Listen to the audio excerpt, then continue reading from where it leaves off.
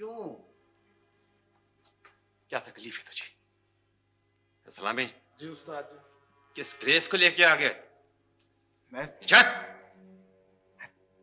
तुम लोगों में शामिल होना चाहता हूं।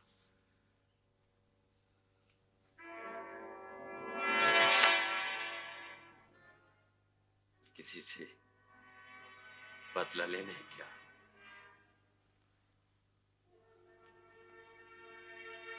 तुझसे तकड़ा है। लेकिन उसके पास बहुत से आदमी हैं।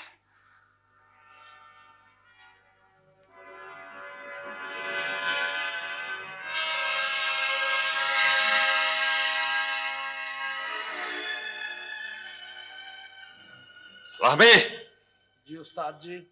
इसको पहलवान के पास ले जा